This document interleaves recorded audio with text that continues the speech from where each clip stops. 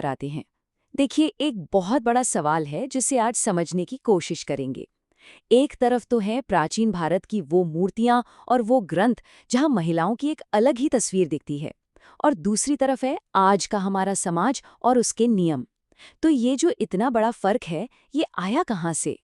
ये कहानी है दो अलग अलग भारत की। एक वो जहाँ के मंदिरों की दीवारों पर बहुत कुछ ऐसा दिखाया गया है जिसे आज के जमाने में शायद शर्म से देखा जाए, और दूसरा है आज का भारत जहाँ प्रेम विवाह पर ऑनर किलिंग जैसी खबरें आती हैं। एक तरफ वो ग्रंथ हैं जो सेक्स वर्कर्स के काम और उनके सम्मान की बात करते हैं, और दूसरी तरफ आज का समाज जहाँ ये सब कुछ एक टैबू है। तो सवाल बिल्कुल सीधा है। अगर आज की ये पाबंदियां, ये शर्म हमारी संस्कृति का असली चेहरा है, तो फिर हजारों साल पहले हमारे ही पूर्वज इन सब चीजों को अपनी कला में, अपने साहित्य में इतना सम्मान क्यों दे रहे थे? क्या हम कुछ भूल गए हैं, या फिर हमसे कुछ भुलाया गया है? तो चलिए इस स्लाइड पर जरा गौर करते हैं। देखिए, प्राचीन भारत में गंधर्व विवाह मतलब लव मैरिज, उसको धर्म ग्रंथों में बाकायदा मान्यता मिली हुई थी। और आज तो लव मैरिज के लिए ऑनर किलिंग तक हो जाती है।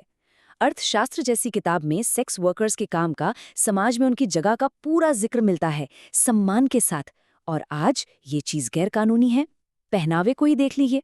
पुरानी मूर्तियों में औरतें अक्सर बिना ऊपरी वस्त्र के दिखती हैं, और आज ब्लाउज पहनना एक तरह से जरूरी ही हो गया है। आखिर इतना बड़ा, इतना जबरदस्त बदलाव आया कैसे? इस पूरी गुत्थी को सुलझाने के लिए हमें इतिहास में बहुत पीछे जाना होगा। 12वीं सदी से भी पहले के उस दौर में, जिसे हम शायद महिलाओं की आज़ादी का एक स्वर्ण युग कह सकते हैं। उस दौर में गंधर्व विवाह बहुत आम था। मतलब एक ऐसा विवाह जो सिर्फ लड़के और लड़की की आपसी सहमति और प्यार पर आधारित था। इसमें किसी पंडित, किसी रीति रिवाज या परिवार की इजाजत की भी जरूरत नहीं थी। और कमाल की बात यह है कि इसे पूरी कानूनी और सामाजिक मान्यता भी मिली हुई थी। और ऐसा नहीं है कि ये कोई छोटी मोटी बात थी। आप देखिए, धर्म सूत्र से लेकर काम सूत्र तक, वेदों से लेकर मनुस्मृति जैसी किताब तक, जिसे आज रूढ़िवादी माना जाता है, सब में गंधर्व विवाह को एक सही और सफल विवाह का तरीका माना गया है। बात सिर्फ शादी की नहीं थी, शादी से बाहर निकलने का अधिकार भी महिलाओं को दिया गया था। कौटिल्य के अर्थशास्त्र में ये साफ साफ लिखा है कि अगर पति का चरित्र ठीक न हो, वो बहुत लंबे समय तक गायब रहे या नपुंसक हो, तो एक पत्नी उसे तलाक दे सकती थी। उस जमाने में महिलाओं को सिर्फ सामाजिक ही नहीं, बल्कि बौद्धिक और आध्यात्मिक तौर पर भी बहुत सम्मान मिलता था।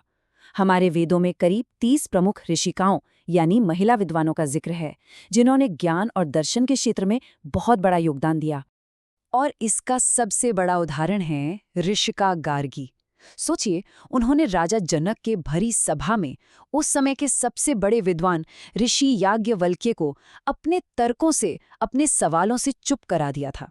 ये दिखाता है कि एक महिला के ज्ञान की कितनी इज्जत थी। महिलाएं आर्थिक रूप से भी आजाद थीं।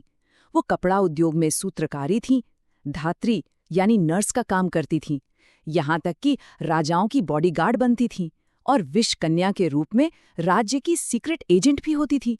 और तो और प्रभावती गुप्त जैसी रानियों ने तो बड़े बड़े साम्राज्यों पर बहुत कुशलता से राज भी किया। लेकिन फिर इतिहास में एक ऐसा मोड़ आया, एक ऐसा दौर शुरू हुआ जिसने इस पूरे प्रगतिशील समाज की नींव ही हिला दी। और यहीं से महिलाओं के लिए एक अंधेरे युग की शुरुआत हुई। इस पूरे बदलाव को हम 3 हिस्सों में देख सकते हैं। पहला, 12वीं सदी से पहले का स्वर्ण युग। फिर आया 12वीं से 18वीं सदी का दौर, जब बाहरी आक्रमण शुरू हुए और तब पर्दा और जौहर जैसी प्रथाएं आईं, और आखिर में ब्रिटिश राज, जिसने हमारे इतिहास को ही दोबारा लिख दिया। हुआ ये कि 12वीं सदी के बाद जो हमले हुए, उनमें महिलाओं के खिलाफ यौन हिंसा को एक हथियार की तरह इस्तेमाल किया जाने लगा। हमलावर महिलाओं को उठाकर ले जाते थे। बस इसी से बचने के लिए पर्दा प्रथा और जौहर जैसे रीति रिवाज शुरू हुए। मतलब सुरक्षा के नाम पर महिलाओं को घरों में कैद करना शुरू कर दिया गया। इस गिरावट पर जो आखिरी और सबसे गहरा वार हुआ, वो था औपनिवेशिक शासन का। उन्होंने सिर्फ हम पर राज ही नहीं किया, बल्कि हमारे इतिहास को, हमारी पहचान को भी एक सोची समझी साजिश के तहत मिटाने की कोशिश की। अब ये स्लाइड देखिए। ये मैक्स मूलर का एक खत है जो उन्होंने अपनी पत्नी को लिखा था, और इसमें वो जो लिखते हैं वो सच में चौंकाने वाला है। वो कहते हैं कि वेदों का मेरा ये ट्रांसलेशन भारत के धर्म की जड़ को जड़ से उखाड़ देगा। मतलब इरादा बिल्कुल साफ था, भारतीय सभ्यता की जो नींव है सीधा उसी पर हमला करना। और फिर थे थॉमस मैकॉले। उनका मकसद था एक ऐसी पीढ़ी तैयार करना जो दिखने में तो भारतीय हो, लेकिन जिसकी सोच, जिसकी समझ पूरी तरह से अंग्रेजी हो। और इसके लिए उन्होंने हमारे गुरुकुल व्यवस्था को खत्म करके पश्चिमी शिक्षा हम पर थोप दी। और इसका असर हर जगह हुआ। अर्थव्यवस्था में उन्होंने हमारे कपड़ा उद्योग को तबाह कर दिया, जिसमें ज्यादातर महिलाएं काम करती थीं। कानून बदलकर उन्होंने महिलाओं से संपत्ति का अधिकार छीन लिया। और शिक्षा में उन्होंने हमें हमारी ही शानदार अतीत से बिल्कुल अनजान कर दिया। और इसी दोबारा लिखे गए इतिहास की गूंज आज भी हमारे समाज में सुनाई देती है। जो पाबंदियां, जो सोच आज हमें अपनी संस्कृति लगती है, वो असल में उसी खोए हुए अतीत की एक परछाई भर है। जरा इस चार्ट को देखिए, ये कितना हैरान करने वाला है। एक तरफ प्राचीन भारत में 30 ज्ञानी ऋषिकाएं थीं, और आज 21वीं सदी में हमारी 40% लड़कियां 18 साल की उम्र से पहले ही स्कूल छोड़ने पर मजबूर हो जाती हैं। ये कैसी तरक्की है? तब वेदों का ज्ञान पाने वाली महिला को ब्रह्मवादिनी कहा जाता था। ये एक बहुत बड़ी उपलब्धि मानी जाती थी। और आज हमें बेटी बचाओ, बेटी पढ़ाओ जैसे नारे लगाने पड़ रहे हैं। हम शिक्षित महिलाओं का सम्मान करने से लड़कियों को सिर्फ स्कूल भेजने के लिए संघर्ष करने तक पहुंच गए हैं। तो आखिर में ये एक सवाल है जो हम सबको सोचना चाहिए। क्या आज हम जो जी रहे हैं वो हमारी हजारों साल पुरानी संस्कृति का असली चेहरा है, या उस इतिहास का नतीजा है जिसे दूसरों ने अपने फायदे के लिए हमारे लिए लिखा था?